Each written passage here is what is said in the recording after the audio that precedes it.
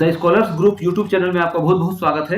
इस video lecture में मैं ज्योमेट्रिक मीन का प्रॉपर्टी नंबर 4 डिस्कस करूंगा और साथ ही साथ इस प्रॉपर्टी को हम प्रूव भी करेंगे। लेक्चर नंबर 9 में मैंने ज्योमेट्रिक मीन के टोटल प्रॉपर्टीज को एक्सप्लेन किया हुआ है और उसमें प्रॉपर्टी 1 को प्रूव भी किया था। वीडियो का लेंथ बहुत ज्यादा बड़ा ना हो जाए, इस वजह से इन सभी प्रॉपर्टीज को अलग अलग फॉर्मेट में मैं प्रोवाइड कर रहा हूं।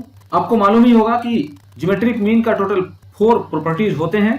इस तरह अगर देखा जाए तो ये ज्योमेट्रिक मीन का लास्ट प्रॉपर्टी है, जिसके स्टेटमेंट को मैं फिर से यहाँ पर प्रेजेंट करूंगा और प्रूव भी करूंगा। इसके मैथमेटिकल फंक्शन को देखकर आप समझ सकते हैं कि जो geometric mean of whole set of observations ये जी होता है, it is equal to the product of the geometric mean of the set of first observation, second observation and up to kth observation. और इसी mathematical representation को यहाँ पर statement format में लिखा हुआ है। आप अपने कॉपी पर इसे नोट कर सकते हैं।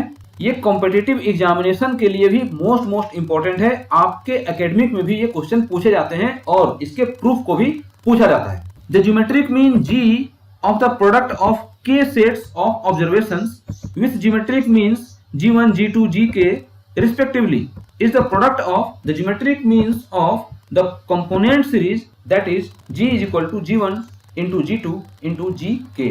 इसका प्रूफ बहुत ही इजी है। जिस तरीके से यहाँ पर g is equal to g1, g2, gk आपको प्रूफ करने के लिए दिया गया है, आप simply k set of observations इसके लिए आप x1, x2, xk एज्यूम कर लीजिए, जिसका प्रोडक्ट किसी एक वेरिएबल के इक्वल होगा and here it is assumed as x, that's why its product can be written as follows. Let x1, x2, xk be the variates corresponding to k sets of observations, and if x be the product of those set of observations, then it can be written as this.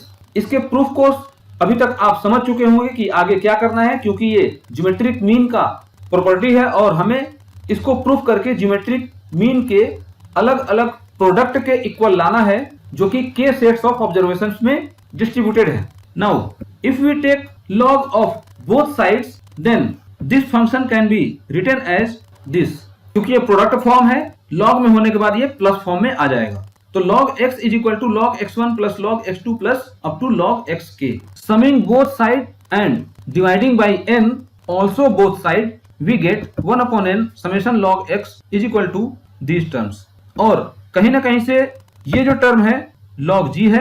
Similarly this term log g1, this term is log g2 and this term is log gk। log g is equal to log g1 into g2 into gk और both side log है। Simply आप क्या लिख सकते हैं, g is equal to g1 into g2 into gk। तो यहीं तक आपका ये प्रूफ था, और जो कि प्रॉपर्टी 4 है।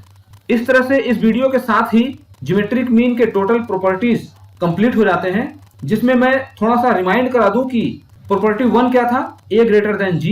प्रॉपर्टी 2 क्या था, log g is equal to 1 upon n summation i going 1 to k capital Ni log gi। Third property क्या था, g is equal to g1 divided by g2।